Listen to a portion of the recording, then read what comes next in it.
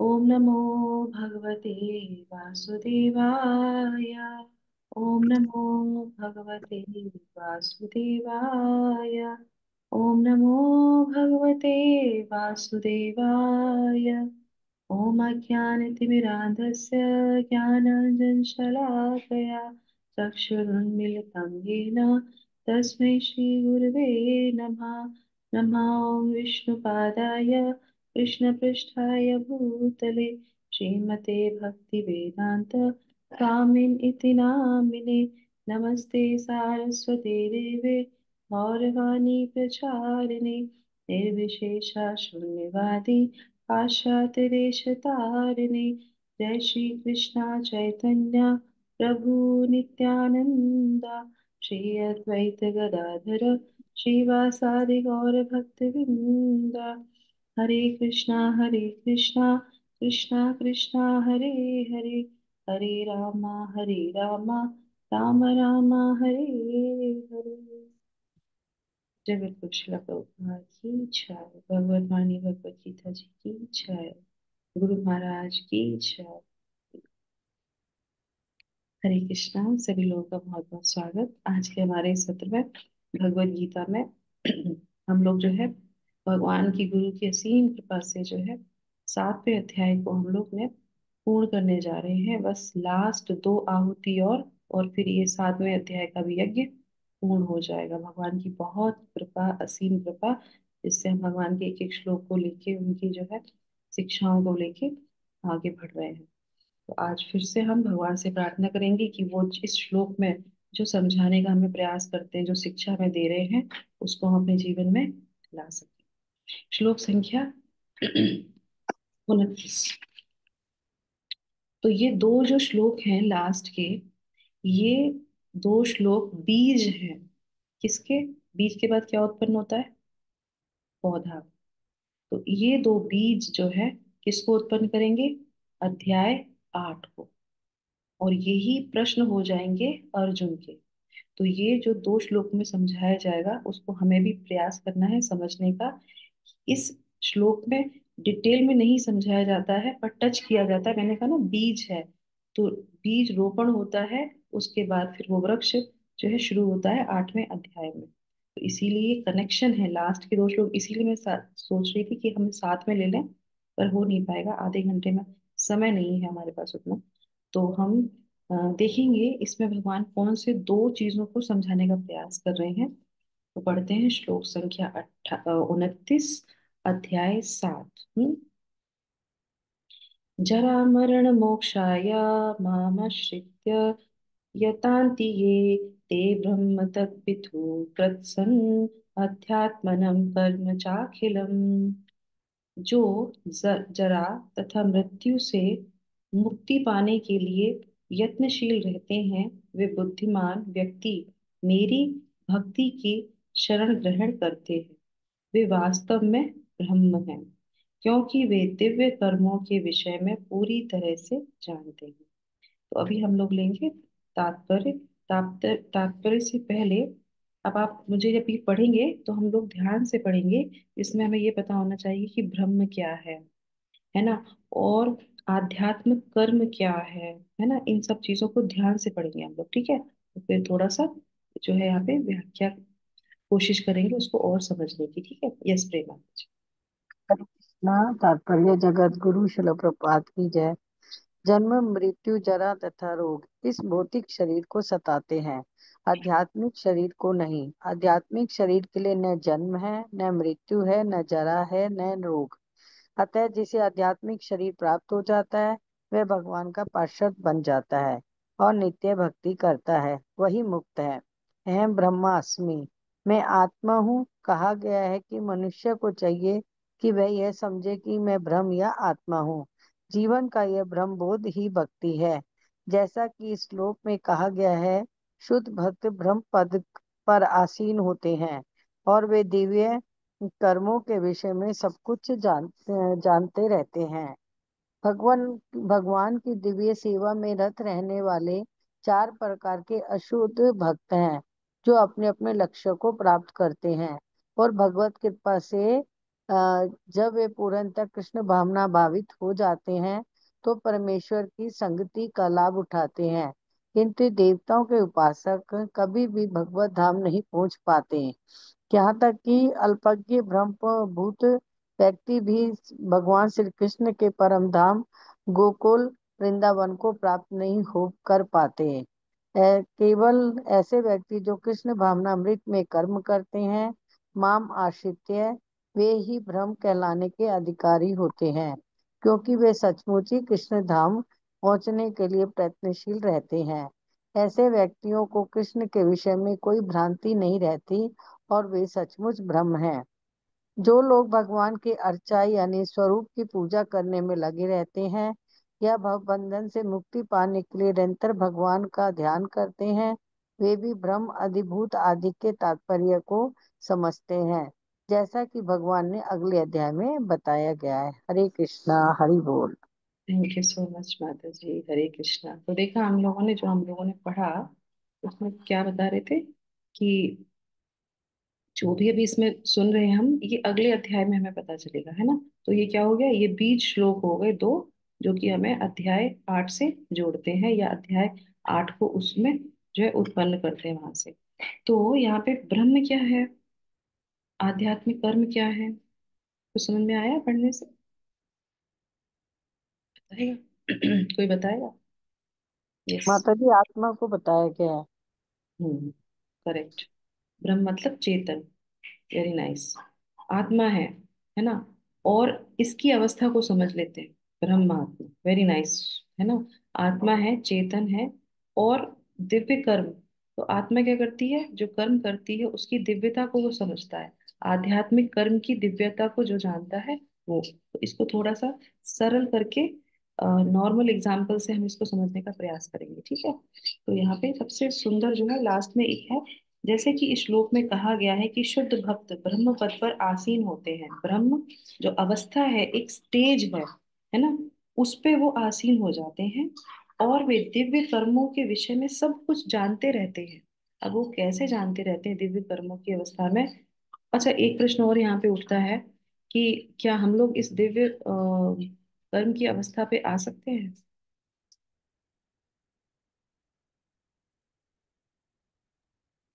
आ सकते हैं, नहीं आ सकते? सभी आ सकते हैं, आ सकते हैं लेकिन माता जी।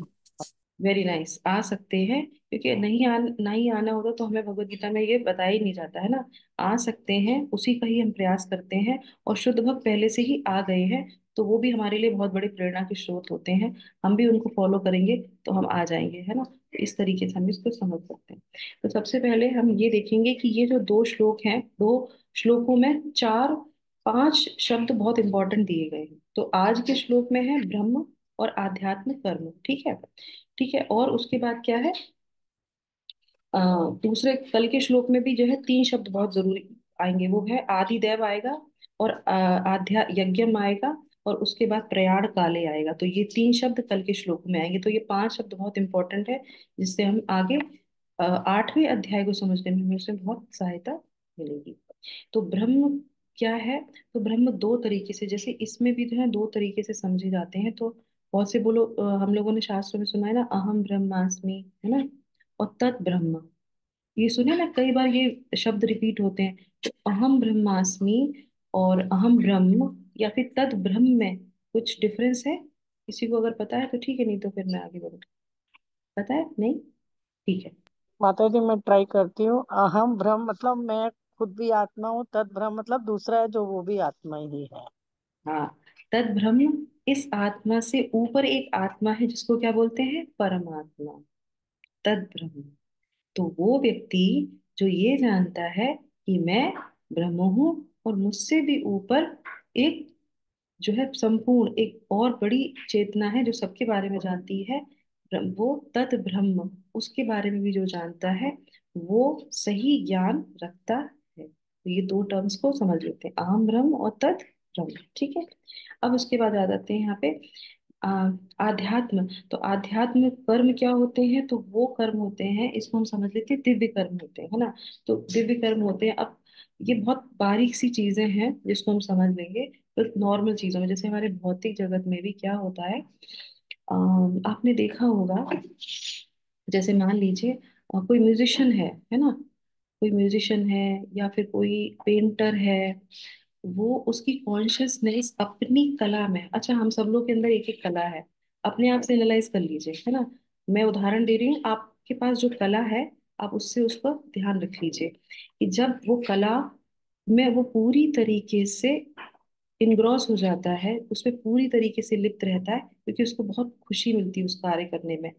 तो जब वो कार्य करता है वो पूरी तरीके से तन्मय तक उसमें चला जाता है कि वो ऑल ऑफ सडन, जैसे म्यूजिक वाला है, तो कुकिंग करते समय भी अगर कोई कलछड़ी चला रहा होगा तो उस समय भी उसको ना उसमें म्यूजिक सुनाई देगा। चिड़ियां चहक रही होंगी तो उसमें भी उसको म्यूजिक सुनाई देगा।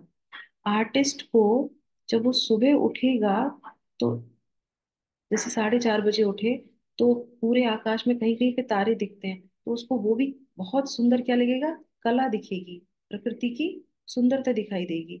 वो पेड़ों को देखेगा, वो पौधों को देखेगा, वो फूलों को देखेगा, वो सूर्य को उगते हुए देखेगा, ढलते हुए देखेगा, है ना। हर जगह उसको क्या दिखेगी, कला दिखेगी, चित्र दिखेगा, पेंटिंग दिखेगी। होता है कि नहीं होता ऐसे, होता है ना। तो इसी तरीके से अध्यात्म भी ऐसे ही होता है। और ये क्या होता है, तीन टर्म्स होते हैं, क्या होते हैं, एक होता है हमारा फिलोसफी, फिलोसफी, दूसरा होता है साइंस, और तीसरी होती है कला। करेक्ट।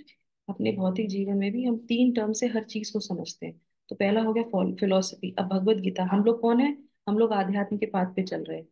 तो भगवत गीता को समझने के लिए फिलोसफी भी समझनी जरूरी है, करेक्ट, जो इसका मेन पार्ट है भगवत गीता का।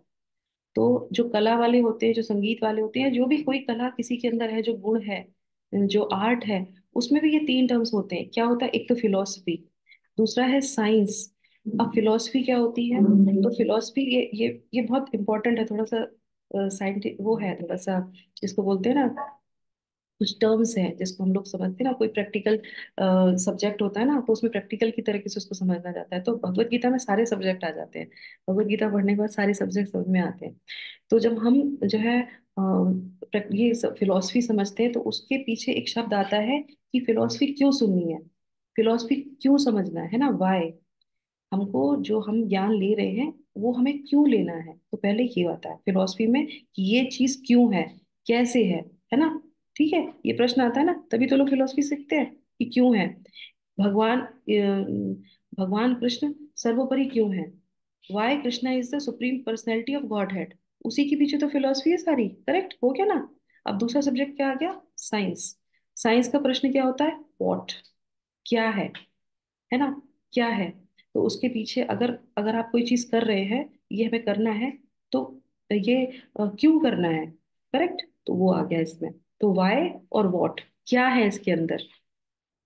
कला में क्या आता है, कला तो अपने आप में कला है, तो उसको क्या बोलते हैं, इसको कैसे करना है, तो कहते हैं ना करने की कला। तो कला जो शब्द जो सब्जेक्ट होता है उसमें हमें करने की जो है गुणवत्ता को दिखाया जाता है, इसको हमें कैसे करना है। अब आध्यात्म में क्या हो गया, पहला हो गया फिलोसफी जो हम सीखते हैं। ये मैं इसलिए बोल रही हूँ कि जो दिव्य कार्य हैं इनको समझने के लिए ये टर्म्स मैंने लगाए हैं। तो इसमें क्या होता है कि फिलोसफी है तो हमें सीखना है कि हमें क्यों भगवान के बारे में, शास्त्रों के बारे में, प्रकृति के बारे में, भगवत गीता के 5 विषय वस्तु के बारे में समझना चाहिए, फिलोसफी के साथ, तथ्य के साथ, ठीक है, तत्व ज्ञान। उसके बाद जो है कि क्या है उसको समझना चाहिए। अब इसको कैसे करना है, तो आध्यात्म में हम लोग क्या करते हैं, प्रैक्टिस जो करते हैं, साधना, क्या साधना करनी है, अच्छा बताइए। हम लोग आध्यात्म में आ रहे हैं, यहाँ पे सुबह का सत्र कर रहे हैं, तो हमें क्या करना चाहिए अध्यात्म में आगे बढ़ने के लिए, वो रेगुलेटरी प्रिंसिपल्स फॉलो करने चाहिए, भगवत गीता का पाठ करना चाहिए, हमें श्रवण करना चाहिए, हरे कृष्ण महामंत्र का जप करना चाहिए, करेक्ट, यही तो है, क्या करना चाहिए, ये करना चाहिए। कैसे करना चाहिए वो क्या है, वो हमें क्या कैसे करना चाहिए, हरे कृष्ण महामंत्र कैसे करना है, कल भी हमने जाना था। तो ये क्या है, ये आर्ट है। और जो व्यक्ति इन तीनों टर्म्स को, फिलॉसफी, साइंस और कला, तीनों को समझ लेता है और उसके अनुसार सारे भगवान के कार्य करता है, और उसके पीछे छुपा हुआ गहनतम फिलॉसफी, साइंस और आर्ट को अपने जीवन में उतार लेता है, वो क्या कहलाता है? वो कहलाता है स्पिरिचुअल बीइंग। करेक्ट, समझ में आया? किसी को कठिन तो नहीं लग रहा? हरे कृष्णा, कठिन लगा? नहीं, नो माता जी। है ना, समझ में आया ना? बहुत यस सरल मैम। सारी। तो उसी को बोलते हैं स्पिरिचुअल बीइंग। अब हम लोग उसी बात पे जाने का प्रयास कर रहे हैं, ठीक है? तो यहाँ पे हमारे लिए सबसे शिक्षा क्या मिलती है? हमारे सबके अंदर कुछ ना कुछ एक कला रहती है, एक विशेष चीज रहती है। तो उसी की कला के अनुसार हम अपनी वाणी से, अपने चरित्र से, अपने चलने से, उठने से, बैठने से, पढ़ने से, गाने से, सब चीजों से जो है दिव्यता हासिल कर सकते हैं। और क्यों? क्योंकि हम लोग फिलॉसफी सीख रहे हैं, हम लोग तत्व ज्ञान सीख रहे हैं। मान लीजिए, हाँ, मान लीजिए जैसे कोई व्यक्ति रोज भगवत गीता पढ़ता है, और उसके चीजों में वो उतर ही नहीं रहा है, तो फिर वो पूर्ण ज्ञान हुआ क्या? नहीं हुआ। क्योंकि बहुत सी चीजें ऐसी होती हैं जो किसी भी व्यक्ति को तत्व से नहीं अट्रैक्ट करती हैं। किससे अट्रैक्ट करती हैं? आपकी पर्सनैलिटी से अट्रैक्ट करती हैं, आपकी वाणी से अट्रैक्ट करती हैं। क्यों करती हैं? क्योंकि वो कला जो होती है जहाँ पे, वो उसने अपने चरित्र में उसको ले आया है। होता है कि नहीं होता है ऐसा? अच्छा, बहुत इसको और भी इजी कर लेते हैं। जब हम आध्यात्म में आए थे, तो याद कीजिए कि कौन सी ऐसी चीज थी जो हमें बहुत अट्रैक्ट की थी। तो कोई ना कोई, मैं अपनी बता देती हूँ। मैं जब पहली बार इसमें पाथ पे आई थी, तो मुझे एक माता जी मिली थी मंदिर में, जो मुझे बहुत अच्छी लगी। मैंने कहा माता जी का बोलने का ढंग कितना अच्छा है। उन्होंने मुझे जपमाला दी कि माता जी आप ये जपमाला कीजिए, क्योंकि मैं जन्माष्टमी के टाइम पे आई थी। और ये बात मैं आज भी याद रखती हूँ। और वो माता जी फर्स्ट डे पे मुझे जितनी पसंद थी, आज भी वो मुझे उतनी ही पसंद है। और जो चरित्र उनका उस समय था, वैसा ही चरित्र उनका आज भी है। सस्टेन उन्होंने आध्यात्म को अपने चरित्र से हम जैसे बद्ध जीवों के सामने प्रकट किया, और हमको अट्रैक्ट किया भगवान की तरफ। है ना? तो ऐसा होता है। तो इसी तरीके से आप याद रख सकते हैं कि पहला हमने किससे मिले थे, कौन व्यक्ति हमें बहुत प्रभावित किया था, किसका कीर्तन हमें बहुत अच्छा लगा था, किसकी वाणी हमें बहुत अच्छी लगी थी। तो वो व्यक्ति ने क्या किया है, धीरे धीरे वो दिव्यता का जो कार्य था उसके चरित्र में आ गया था। करेक्ट? अभी समझ में आया? हरे कृष्णा। हम्म? इसको ही बोलते हैं ते ब्रह्म तद विमोहा, नहीं, इसको क्या बोलते हैं? इसको ही बोलते हैं जो यहाँ पे लिखा हुआ है श्लोक संख्या 29 में, ते ब्रह्म तत् जो है विधु। वो अपनी इन सब चीजों को अपने चरित्र में ले आता है। उसको ही बोलते हैं वो ब्रह्मास्मि है। वो इस ज्ञान को जानता है, इस साइंस को जानता है, और उस कला को अपने जीवन में लेके आ जाता है। ठीक है? अब इसके बाद जो है, आगे आगे आ जाते हैं कि एक जो है कहावत कही जाती है शास्त्रों में। वो क्या है? कि धर्म स्थापन हेतु साधुर व्यवहार। तो जो पहले का जो चीजें चलती थी, जिसको हमारा इस्कॉन भी बहुत अच्छी तरीके से प्रैक्टिकल एप्लीकेशन अपने जीवन में लेके आता है, कि जो धर्म की स्थापना के लिए जो साधु होते थे, वो धर्म को अपने चरित्र में लेके आते थे, व्याख्या नहीं करते थे। उनको देख के आप समझ सकते हैं कि हमें कौन सी चीज करनी चाहिए और कौन सी चीज नहीं करनी चाहिए, क्या धर्म है, क्या अधर्म है। ये उनके चरित्र से पता चल जाता है। तो ये है गुणवत्ता, वो दिव्यता, वो दिव्य कर्म, जिसकी बात इस टर्म्स में की जा रही, आध्यात्मिक कर्म। और जिसकी साइंस को वो ब्रह्म यानी कि वो व्यक्ति समझता है। ठीक है? अब इसके बाद जो है यहाँ पे आएंगे कि द्वंद्व मोह विमुक्ता। तो यहाँ पे क्या है, विनिर्मुक्ता कैसे हो जाता है? ये हमारे लिए जो है शिक्षा है। तो इसमें शिला प्रभुपाद क्या बोल रहे हैं, देखिए लास्ट की लाइन में, इस तात्पर्य की लास्ट में जो है, शिला प्रभुपाद ने तात्पर्य में क्या लिखा है? कि जो लोग, इससे पहले भी उन्होंने जो है माम आश्रित वे ही ब्रह्म कहलाने के अधिकारी होते हैं। कौन कहलाने के अधिकारी होते हैं?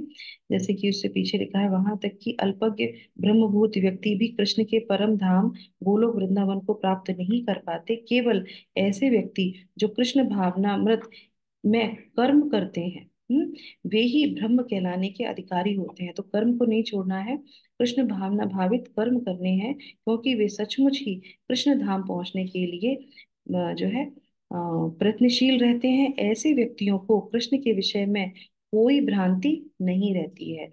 विनिर्मुक्ता हो जाते हैं वो, है ना। और वे सचमुच ब्रह्म कहलाते हैं। ठीक है। लास्ट की लाइन बहुत इंपॉर्टेंट है। कह रहे हैं जो लोग भगवान के अर्चा स्वरूप की पूजा करने में लगे रहते हैं या भव बंधन से मुक्ति पाने के लिए निरंतर भगवान का ध्यान करते हैं, वे ही ब्रह्म आदि भूत आदि के तात्पर्य को समझते हैं। जैसा कि भगवान ने अगले अध्याय में बताया, तो जो इसमें टर्म्स रह गया वो आगे हम सीखेंगे अगले अध्याय में। पर अब यहाँ पे हो गया, हमने फिलॉसफी सीखी, हमने साइंस सीखी, हमने जो हमारे अंदर कला है उस कला के द्वारा उस साइंस को, उस फिलॉसफी को अपने जीवन में उतार लिया। अब आ जाता है यहाँ पे, जो लोग अर्च विग्रह की पूजा करते हैं, बहुत ध्यान से सुनिएगा मेरी बात को। जो लोग भगवान के विग्रह की पूजा करते हैं, सुबह से लेके रात तक इसी कॉन्शियस में रहते हैं कि भगवान को हम कैसे प्लीज कर सकें, वो क्या बोला गया है, वो पूजा करने लगते हैं या भगवत बंधन से मुक्ति पाने का निरंतर प्रयास करते हैं। निरंतर प्रयास करते हैं, फिर फिलॉसफी सीख के, शास्त्रों को समझ के, और जो विग्रह को समझते हैं, ये दो टर्म्स हैं। तो जो इसको समझते हैं उसको फिलॉसफी की भी जरूरत नहीं होती है। क्यों? क्योंकि जब भगवान के अर्चे विग्रह से आपकी इतनी आसक्ति हो जाती है, तो भगवान सारा ज्ञान आपको दे देते हैं। कभी कभी हमने देखा होगा, हमारी आसक्ति रहती है शास्त्रों में, उसमें, पर हम भगवान की तरफ ज्यादा ध्यान नहीं देते, है ना। प्रैक्टिकल एप्लीकेशन अपनाते नहीं है जीवन में। क्योंकि भक्ति रसामृत सिंधु में भी बताया गया कि पांच चीजें बहुत इंपॉर्टेंट होती हैं। भक्ति के अंग होते हैं, वैसे तो बहुत सारे अंग बताए गए हैं, इसमें पांच बहुत मुख्य अंग होते हैं। क्या होती है उसमें? एक अंग होता है अर्च विग्रह की जो है पूजा करना, अर्च विग्रह की सेवा करना। सेवा करने से स्वयं हमारी सारी चीजें क्लीन हो जाती हैं, और हमको जो है, जो भी ज्ञान हमने नहीं पढ़ा है, ऑटोमेटिकली आ जाता है। क्योंकि भगवान सारी चीजें दे देते हैं, है ना, जब हम भगवान को सरेंडर करते हैं। तो ये बहुत हमारे लिए इम्पोर्टेंट है। और उसी को जो है क्या कहते हैं, अब मुक्ति मतलब जो हमने कल टर्म्स पढ़े थे, भोगोन्मुखी और मुक्तोन्मुखी और जो है भक्तिन्मुखी। तो ये जो मुक्ति की बात कर रहे हैं, जो शुरू का शब्द आया था, जन्म मृत्यु जरा व्याधि रोग इस भौतिक शरीर में सताते हैं। तो वो जरा और मृत्यु मतलब रोग से लेके और मृत्यु तक की इस साइकिल से बाहर निकलना चाहते हैं। इसलिए नहीं निकलना चाहते कि उनको तकलीफ होती है, वो चाहते हैं कि हम भगवान की सेवा कर सकें।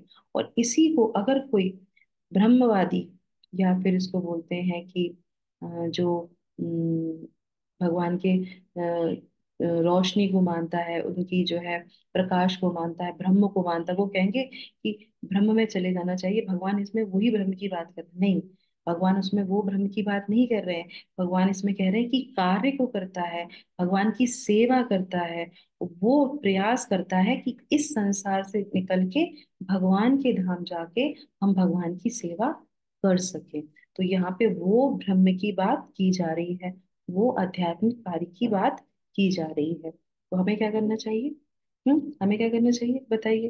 अब हमारे लिए क्या है यहाँ पे? अब मैंने पूरी चीज आपको समझा दी। अब किस किस को समझ में आया आप मुझे बताइए, 5 मिनट आप लोगों को मैंने दे दिए। बताइए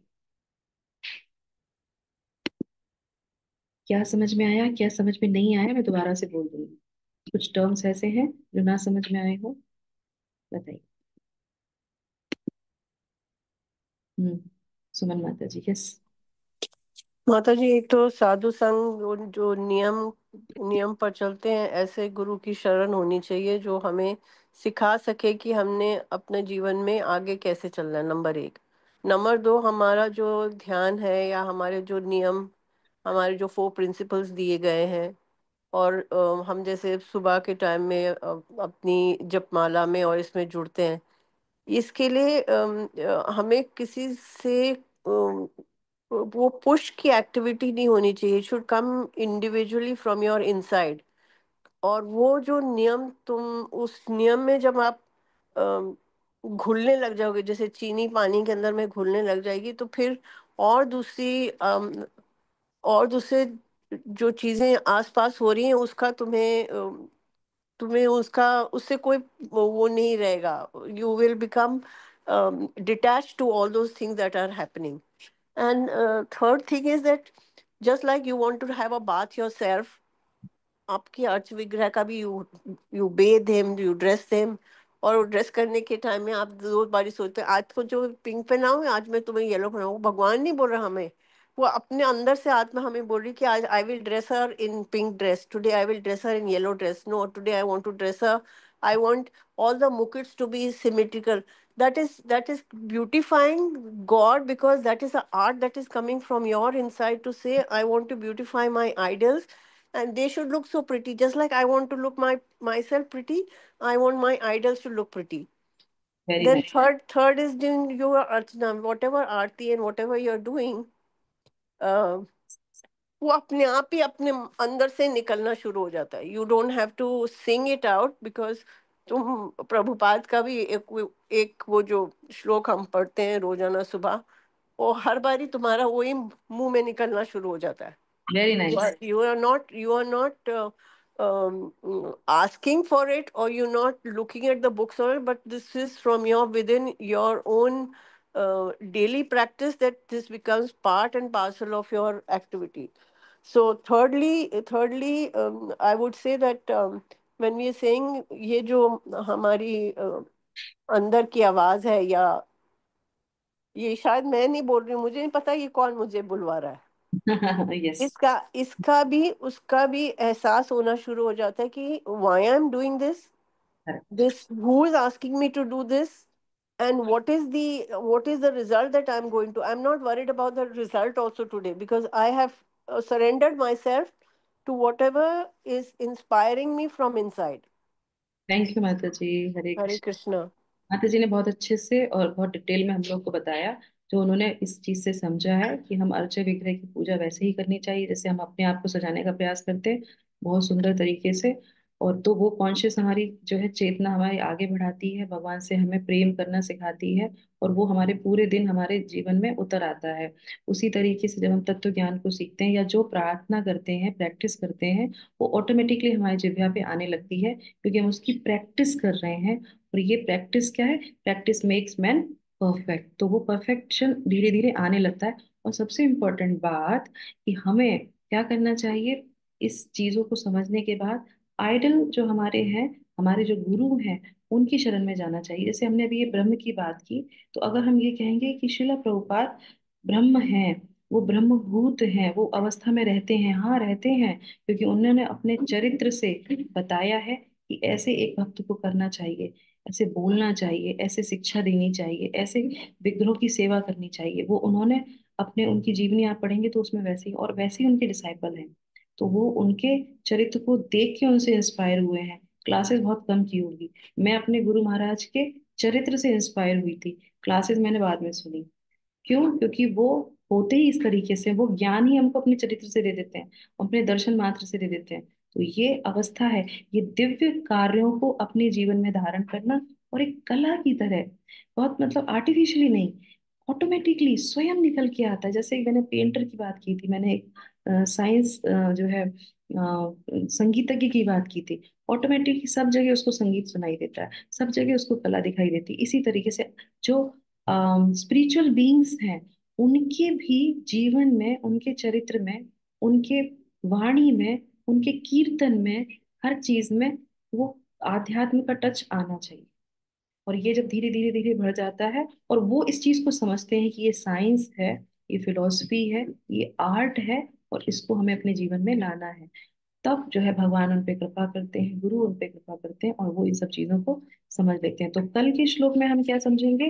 कल के श्लोक में हम समझेंगे कि आदि दैव क्या है, आदि यज्ञम क्या है, और प्रयाण काले क्या है, जो कि ये सारी चीजें हमारे 8वें अध्याय को आगे लेके आएंगे। ठीक है? तो क्या करना चाहिए? हरे कृष्णा महामंत्र के साथ इस सत्र को हम विराम करेंगे। हरे कृष्णा कृष्णा कृष्णा हरे हरे, हरे रामा राम रामा हरे हरे। जगत गुरु शिल प्रभुपाद की जय, भगवत वाणी भगवत गीता जी की जय।